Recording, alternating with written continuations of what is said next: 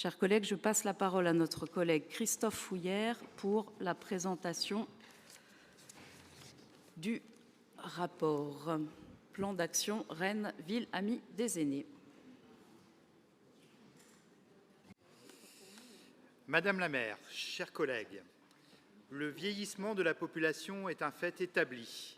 En 2018, au niveau mondial et pour la première fois dans l'histoire, les personnes de plus de 65 ans étaient plus nombreuses que les enfants de moins de 5 ans. Au niveau national, les projections démographiques de l'INSEE font état d'une forte augmentation du nombre de personnes âgées de plus de 75 ans à l'horizon 2030 et de plus de 85 ans à l'horizon 2020. Rennes, ville jeune, connaît un vieillissement moins fort, mais est cependant concernée par cette tendance. Selon les données de l'INSEE, la ville de Rennes comptera en 2040 près de 31 000 habitants âgés de plus de 75 ans, soit une augmentation de plus de 9 500 habitants de plus de 75 ans sur la période. Dans les quartiers prioritaires, le vieillissement au cours de la dernière décennie a été plus fort que dans les autres quartiers, particulièrement au Blône et à Maurepas, et cette tendance devrait se poursuivre à l'avenir. Au-delà de la démographie, l'observation des données socio-économiques renseigne sur l'exposition à la pauvreté des seniors. Selon les données INSEE de 2019, Rennes concentre une proportion plus importante d'aînés touchés par la pauvreté que les autres échelles de territoire. Si les plus de 75 ans connaissent un taux de pauvreté à peu près similaire à Rennes que dans la métropole et dans le reste du département, les personnes âgées de 60-74 ans connaissent un taux de pauvreté presque 2 fois supérieur à Rennes, 11%, par rapport à la métropole, 6,7%, et au département, 6,5%.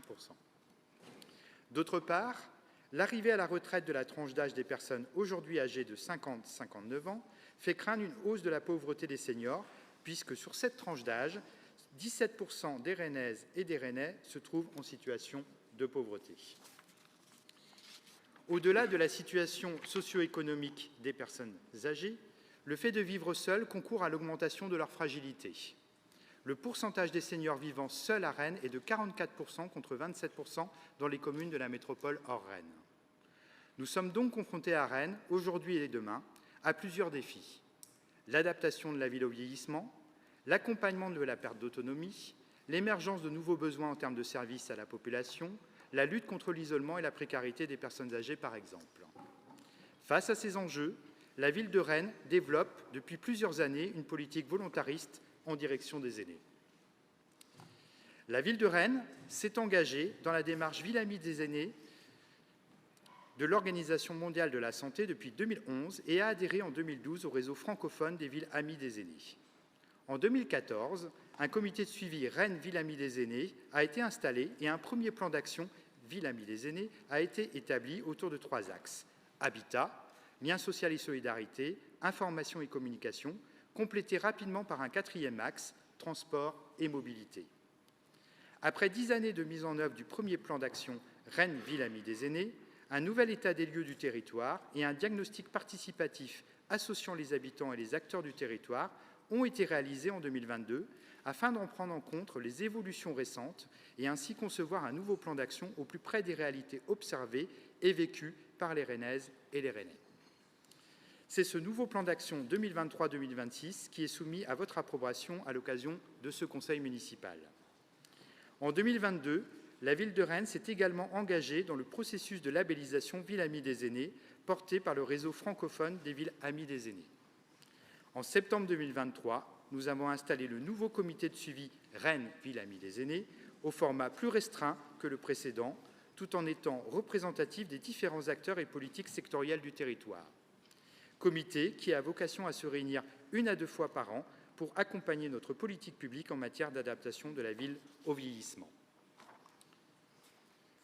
Le plan d'action Rennes Ville amie des aînés est une approche globale et partenariale de l'adaptation de nos territoires au vieillissement qui s'articule autour des 8 thématiques de la démarche prescrite par le réseau francophone des villes amies des aînés. Ces 8 thématiques sont présentées sur cette planche. Lien social et solidarité, autonomie, services et soins, habitat, participation citoyenne et emploi, information, communication, espace extérieur et bâtiments, transport et mobilité, et enfin culture et loisirs. Le plan d'action étant particulièrement dense, j'ai fait le choix de vous illustrer chacune des thématiques en focalisant sur quelques aspects importants. Vous pourrez utilement vous reporter au document qui vous a été remis pour une prise de connaissance exhaustive des actions conduites par la Ville de Rennes en direction des seniors. Concernant la thématique lien social et solidarité, je voulais expliquer en propos introductifs, les personnes âgées sont particulièrement exposées à l'isolement et à la solitude, et ce en raison de la combinaison de plusieurs facteurs. Le risque de perte d'autonomie avec l'avancée en âge et de fait une diminution du périmètre de vie et des contacts sociaux. La peur de sortir, la crainte de déranger les autres ou encore le refus de demander de l'aide peuvent créer un cercle vicieux qui mène à l'enfermement. Le décès du conjoint ou d'un enfant peut aussi amener à un repli sur soi, combiné à l'éloignement géographique des enfants ou des petits-enfants. D'autres facteurs socioculturels, comme de faibles revenus ou la faible maîtrise de la langue française, peuvent être un frein à l'accès aux services ou activités à destination des personnes âgées. Ces enjeux forts de lien social et de solidarité sont identifiés à travers plusieurs politiques publiques et pris en compte, par exemple, dans la politique de la ville ou encore dans la charte des engagements réciproques de la ville avec les associations rennaises. Nous avons donc défini, dans ce plan d'action, 3 actions pour favoriser le lien social. Amplifier les démarches d'aller vers, favoriser l'intergénérationnel avec une attention pour les quartiers prioritaires, initier et soutenir des lieux et des actions pour favoriser le lien social. Concrètement, nous entendons avec les partenaires poursuivre, développer et soutenir les actions visant le lien social, comme le bal intergénérationnel du lycée Bricquigny, les visites à domicile, l'événement annuel Viens, je t'emmène, qui se déroule en novembre, les formations des acteurs ou aller vers. Nous organiserons par ailleurs un séminaire sur l'isolement en 2024 avec nos partenaires. Concernant la thématique autonomie, services et soins, le plan d'action prévoit 4 actions prioritaires. Renforcer l'accompagnement des seniors dans l'adaptation de leur domicile, développer un dispositif renforcé pour le soutien à domicile de personnes âgées en perte d'autonomie, agir pour la prévention et l'accompagnement de la perte d'autonomie, et enfin, prendre en compte le vieillissement de la population dans le contrat local de santé. Par exemple, nous souhaitons fluidifier le parcours de l'usager dans l'accompagnement à domicile par la mise en place du service autonomie à domicile du CCAS, opérationnel depuis avril 2023, préfigurant l'évolution voulue par le législateur pour 2025, prévoyant la fusion des services d'accompagnement à domicile avec les services de soins à domicile. La Ville entend également poursuivre le développement des dispositifs d'accompagnement des aidants, notamment à travers les actions mises en place par la Maison des aînés et des aidants.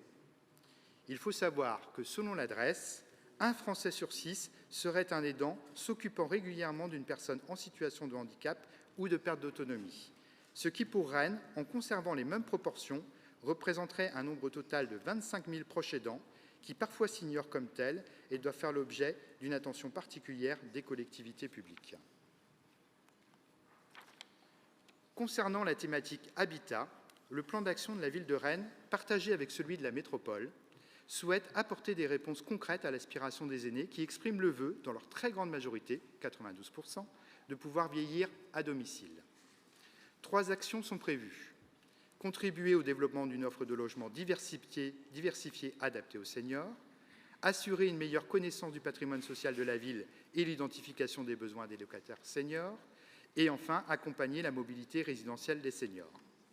Par exemple, nous avons fixé dans le plan local de l'habitat 2023-2028 un objectif chiffré de 40% d'habitat adapté dans les secteurs dits favorables au vieillissement. Nous promouvons également des modèles d'habitat inclusif, d'habitat groupé senior ou d'habitat intergénérationnel. Ce sont des dimensions que nous devons raisonner à l'échelle de la ville, mais également à l'échelle des quartiers, les parcours résidentiels des aînés s'inscrivant très souvent dans la volonté de continuer à vivre dans l'environnement social déjà connu et vécu dans leur parcours de vie.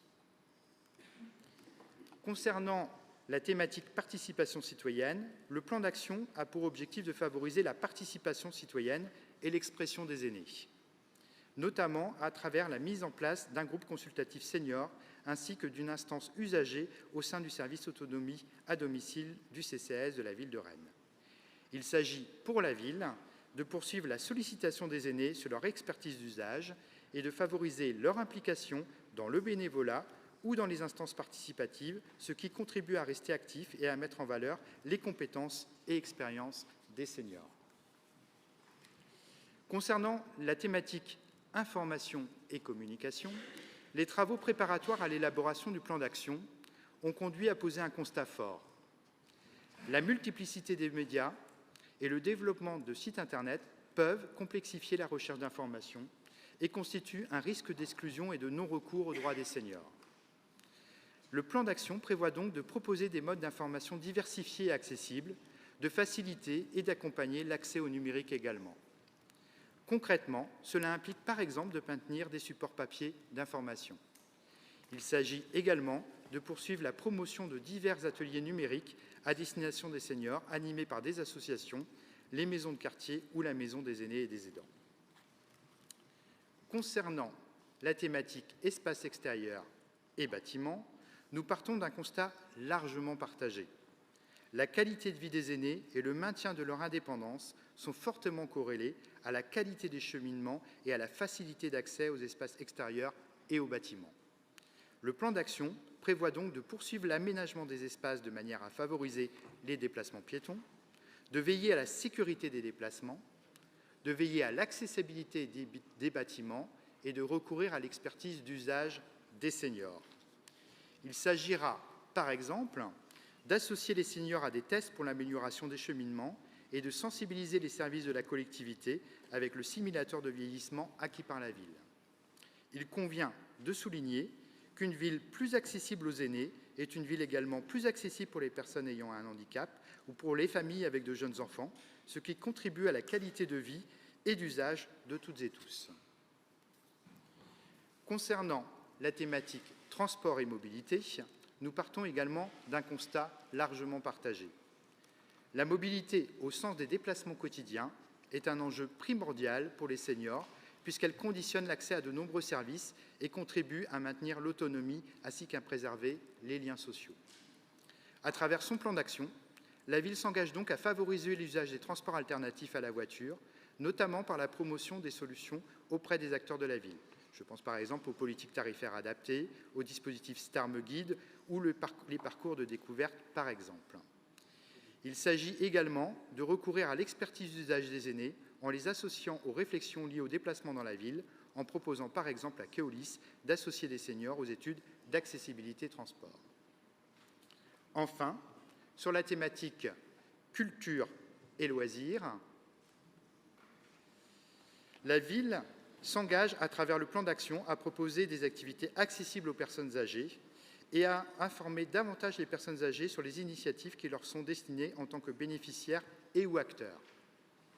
Les échanges lors de la réunion du comité de suivi de la démarche Rennes Ville Amie des aînés ont notamment permis de souligner que seuls 2% des bénéficiaires du dispositif Sortir sont des seniors et qu'il convient donc d'intensifier notre information à destination de ce public afin de garantir le recours à ce dispositif qui favorise l'accès pour toutes et tous aux loisirs et à la culture. Le plan d'action Rennes Ville Amie des aînés, c'est donc la déclinaison concrète de l'engagement et des projets de la majorité municipale pour adapter notre ville au vieillissement et pour concourir au bien vieillir des Rennaises et des Rennais. En complément à cette démarche, la ville de Rennes s'est engagée dans le processus de labellisation Ville Amie des aînés porté par le réseau francophone des villes amies des aînés. Nous avons été édités par un cabinet indépendant en octobre 2023 sur les actions que nous avons menées depuis notre adhésion au réseau en 2012, sur les actions que nous conduisons dans ce mandat et celles que nous entendons approfondir dans les prochaines années. J'ai le plaisir de vous annoncer que la ville de Rennes a obtenu le label Platine Ville Amie des aînés, ce qui constitue une belle reconnaissance de notre action transversale et partenariale en direction des personnes âgées, mais également une invitation à poursuivre nos efforts en direction des seniors. Seules les villes de Metz, de Saint-Quentin, se sont vues décerner ce niveau de label en 2022 et en 2023. Rennes Métropole s'est vue quant à elle décerner le label Or Métropole Amie des aînés au printemps 2023, ce qui fait de notre territoire métropolitain le seul territoire combinant à ce niveau de labellisation pour sa ville-centre et son intercommunalité. Demain, à l'occasion du congrès international du réseau francophone des villes amies des aînés, organisé au ministère des Solidarités et des Familles. Nous recevrons donc ces 2 labels pour la ville et la métropole, avec notre collègue Eve Schumacher, vice-présidente de Rennes Métropole, en charge de ces questions. Je tiens à remercier les agents de la direction des personnes âgées, Charles Gauthier, Sylvie Fraboul et Cécile Ruot, qui ont œuvré depuis 2022 pour la réactualisation de notre plan d'action et l'obtention du label Ville amie des aînés. À remercier également les collègues élus, les agents de la ville et de la métropole, ainsi que nos partenaires qui ont contribué à l'élaboration de notre plan d'action.